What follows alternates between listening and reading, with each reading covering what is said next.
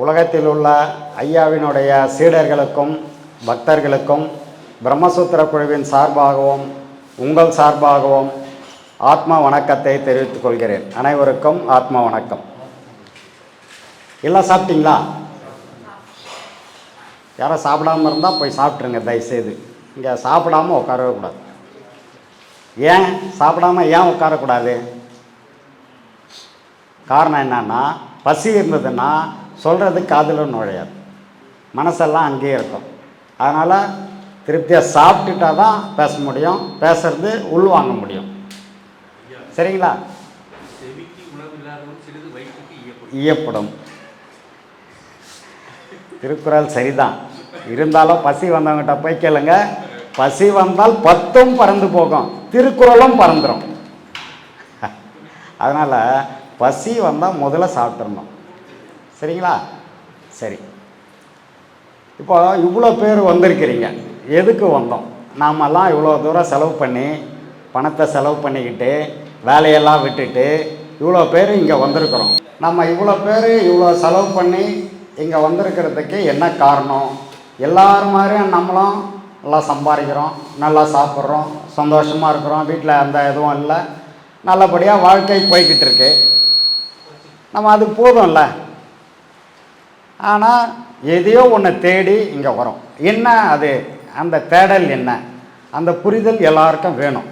ஏன் அந்த தேடல்? இப்போ இவ்வளோ பேர் மட்டும் வந்திருக்கிறீங்க, உங்களுக்கு அந்த புரிதல் வந்திருக்குது. பாதையை தேடி நீங்கள் பயணத்தில் தொடர்ந்து இருக்கிறீங்க, இங்கே வந்துட்டீங்க. அடுத்து உங்கள் பயணங்கள் தொடரப்போகுது, பாடம் வாங்கியிருக்கிறீங்க. இப்போ இதெல்லாம் இல்லாமல் எவ்வளோ பேர் வெளியில் இருக்கிறாங்க. அவங்களுக்கு தெரியலையா? இல்லை தேவையில்லையா? அவங்க என்ன நினைக்கிறாங்க? வேண்டான்னு நினைக்கிறாங்களா? இல்லை அவங்களுக்கு இந்த பாதை தெரியாமல் இருக்காங்களா? என்ன விஷயம்? இப்போ உங்களுக்கும் அவங்களுக்கும் என்ன வேறுபாடு அப்படின்னா, இப்போ அதை சொல்கிறதுக்காக தான் முதல்ல இந்த டாப்பிக்கை ஆரம்பிக்கிறேன். என்னென்னா, எல்லாரும் ஜீவராசி 84,000 கோடி ஜீவராசிகள் இந்த உலகத்தில் பிறந்து செத்து போய்கிட்டு இருக்கு. இது பிறவி சுழற்சி. பிறக்கிறதும் சாகிறதும் வாடிக்கை.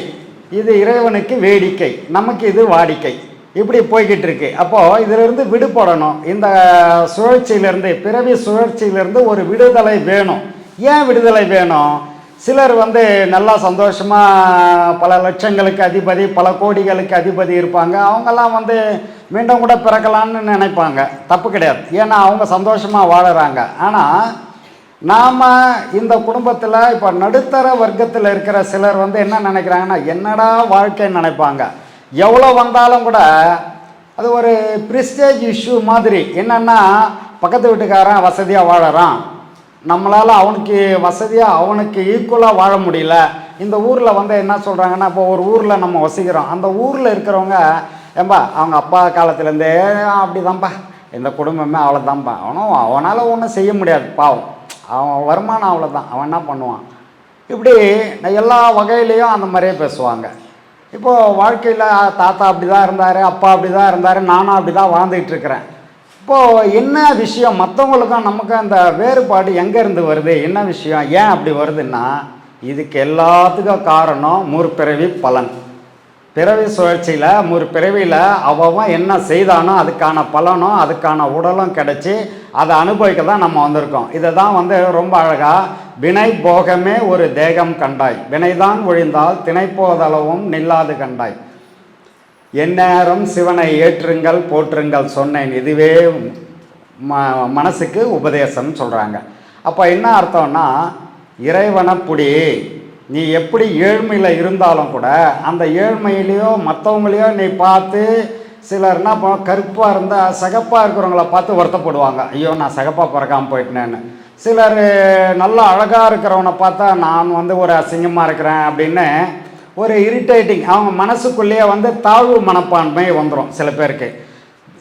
எல்லாம் ஒரு சபையில் அவங்கள கூப்பிட்டா கூட, இல்லைப்பா அவனப்பா நான் இங்கே நிற்கிறேன், நீங்கள் போயிட்டு வாங்கன்னுவாங்க. என்ன காரணம்னா, அவங்களுக்குள்ளே இருக்கிற தாழ்வு மனப்பான்மை இப்படி இருக்கிறதுனால. அப்போ அவங்களுக்கு அந்த ஏற்றத்தாழ்வுகள் மனசில் வந்துருச்சு.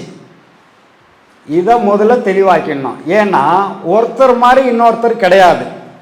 ஒருத்தர் கைரேகை, இப்போ நான் கைரேகை வைக்கிறேன்னா என்னோட கைரேகை வேற, என் பையனோட கைரேகை வேறு, என் மனைவி கைரேகை வேறு. எங்கள் வீட்லேயே 10 பேர் இருக்கிறோன்னா 10 பேரோட கைரேகை மாறும், 10 பேரோட அந்த கண்ணோட ஆக்டிவிட்டீஸு மாறும்.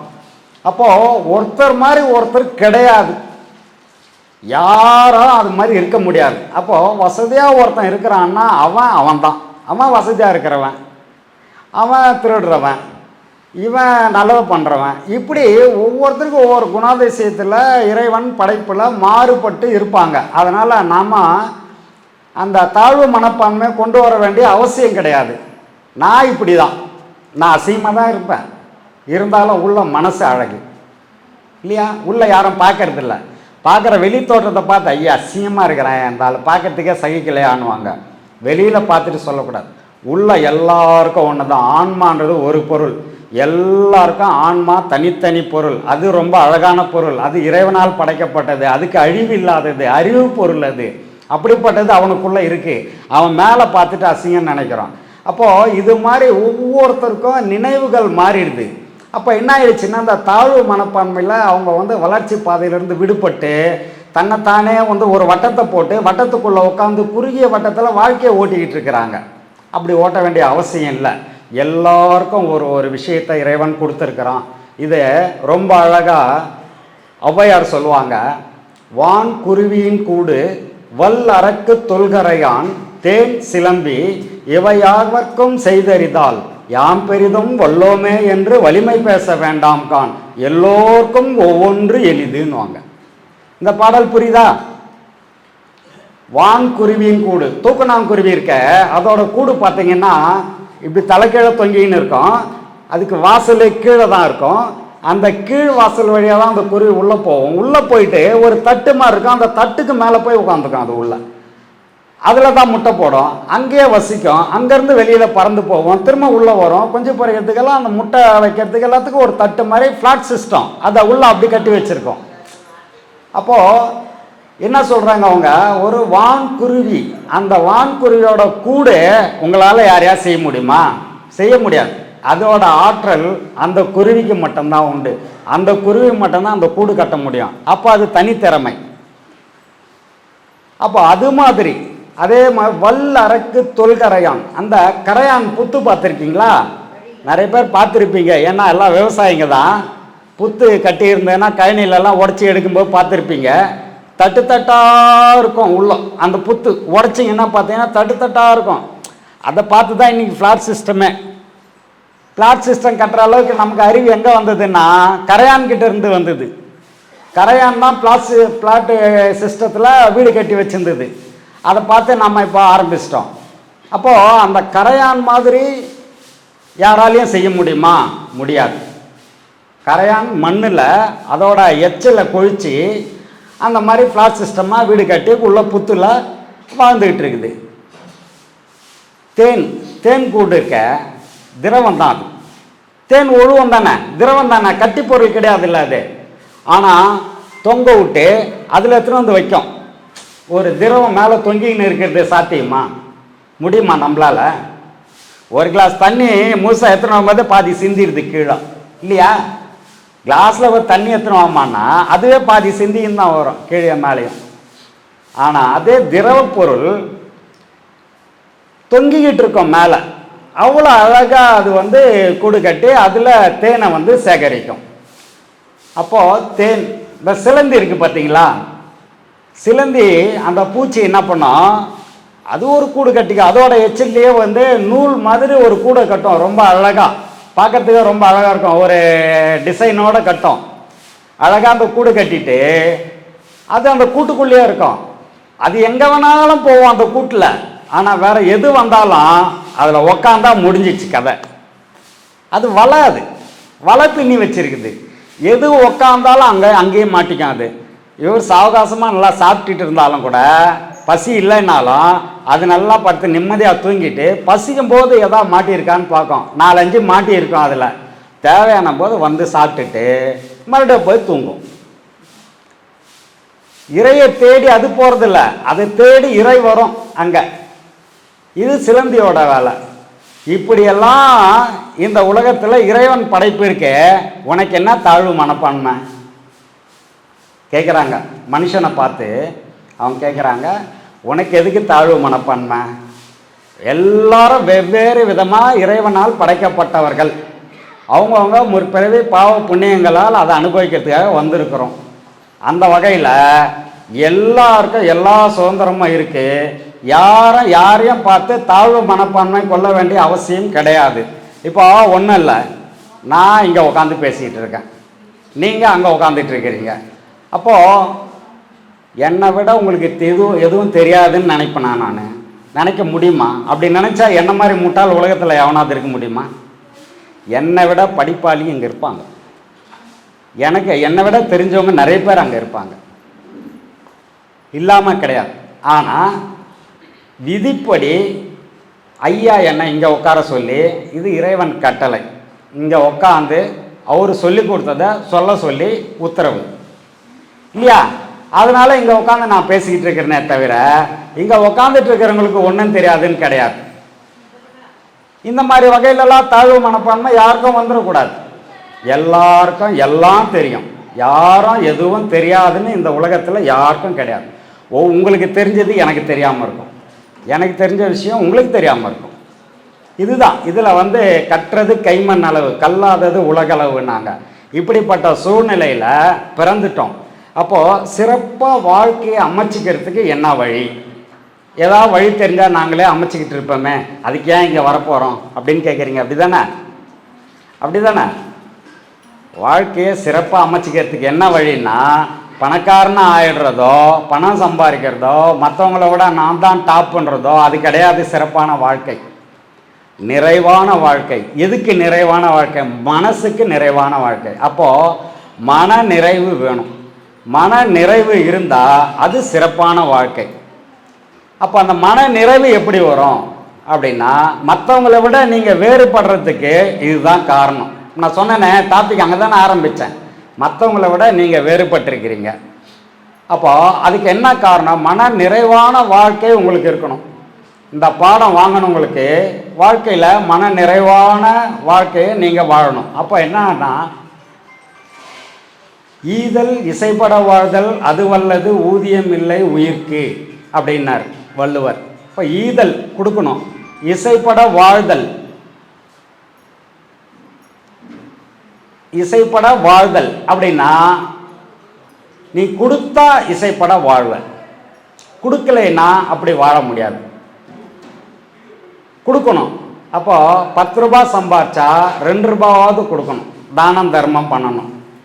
இதில் 2 வேறுபாடு இருக்கும். தானம்னு ஒன்று இருக்குது, தர்மம்னு ஒன்று இருக்குது. தானம்னா என்ன, தர்மம்னா என்ன நம்ம தெரிஞ்சுக்கணும். இந்த விஷயம்லாம் ரொம்ப முக்கியமான விஷயம். தானம்ன்றது என்ன, தர்மம்ன்றது. தர்மம்ன்றது நம்மளை விட கீழானவங்கன்னா ஒன்றுமே இல்லாத, அடுத்த வேலை சோத்துக்கு இல்லாதவங்களுக்கு தான் நம்ம தர்மம் பண்ண முடியும். அதுக்கு பேர் தர்மம். அதை எப்படி கேட்பாங்க? யாராவது வீட்டாண்ட கேட்கும்போது கூட ஐயா தர்மம் பண்ணுங்க ஐயா தான் கேட்பாங்க. தானம் பண்ணுங்கன்னு யாராவது கேட்டிருக்காங்களா? கிடையாது. தர்மம் பண்ணுங்கன்னு கேட்பாங்க. தர்மம்னு ஒன்று இருக்குது, தானம்னு ஒன்று இருக்குது. தானம்னா என்ன? நமக்கு மேலானவங்க, மேலே இருக்கிறவங்களுக்கு நாம் கொடுத்தா அது தானம். தர்மம்ன்றது நமக்கு கீழானவங்களுக்கு கொடுக்கறது தர்மம். இப்படி இந்த விஷயங்களை எல்லாம் கொஞ்சம் உள்வாங்கிட்டாதான் நிறைவான வாழ்க்கைக்கு நம்ம வர முடியும். அப்போது கொடுக்கணுன்றது ஒரு கான்செப்ட் இல்லையா? முதல்ல நம்மக்கிட்ட 10 ரூபாய் இருந்தால் ஒரு 2 ரூபாய் ஐயான்னு கேட்குறவங்க கொடுத்தா போதும். நீ தேடி போய் கொடுக்கறது சில விஷயங்கள் இருக்குது.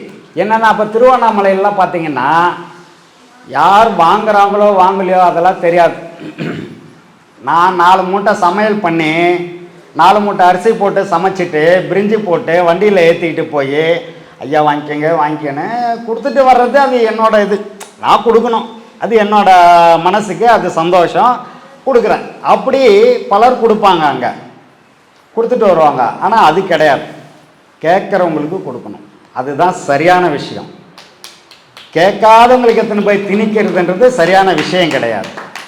இப்போது கேட்டால் இல்லைன்னு சொல்லாமல் கொடுக்கணும். இது அங்கே எத்தனை போய் கொடுக்குறாங்க பார்த்தீங்களா?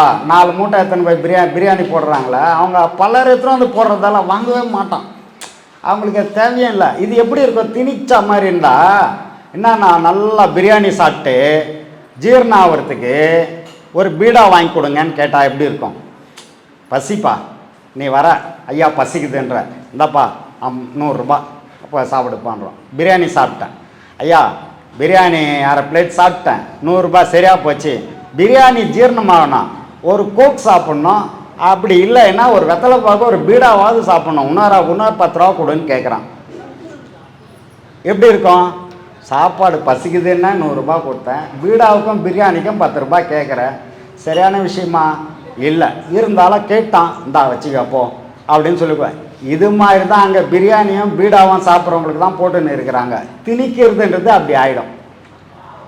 தேவைன்றவங்களுக்கு கொடுக்கலாம், தப்பு கிடையாது. இது ஈதல். அப்போது அப்படி ஈதல் பண்ணால் இசைப்பட வாழலாம்.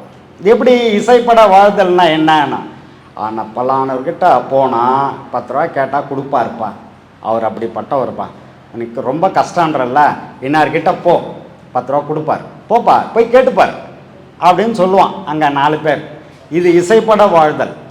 அந்த உங்ககிட்ட இருந்தால் கொடுக்க போகிற, இல்லைன்னா இல்லைன்னு சொல்லிட போகிற, அது வேறு விஷயம். ஆனாலும் அவங்க சொல்லுவாங்க, நீ போப்பா இன்னார்கிட்ட போப்பா, அவர் கண்டிப்பாக அவனுக்கு செய்வார், உன் கஷ்டத்தை அவர்கிட்ட சொல்லு, அவர் கொடுப்பார் போப்பா அப்படின்வாங்க. அப்போ அது மாதிரி நிறைய பேர் நல்லா குழந்தைங்க படிப்பாங்க, வசதி இல்லை, அவர் கூலி வேலைக்கு போகிறாரு, சுத்தமாக வசதி இல்லை, ஃபீஸ் கட்டணும், ஒரு 5000 வேணும், 4000 வேணும், என்ன பண்ணுறதுன்னே தெரில. பாவம் சுற்றி சுற்றி பார்க்குறாரு, பக்கத்தில் சொல்கிறாரு, இது மாதிரிப்பா யாராவது ஒரு 4000 ரூபாய் 5000 ரூபாய் கிடச்சிச்சின்னா ஃபீஸ் கட்டிடுவேன் அப்படின்னா, பக்கத்தில் இருக்க இன்னார்கிட்ட போப்பா, போ ஸ்கூலுக்கு தானே கண்டிப்பாக கொடுப்பார் போப்பா அப்படின்வாங்க. அப்படி வாழ்ந்துட்டா அது இசைப்பட வாழ்தல்.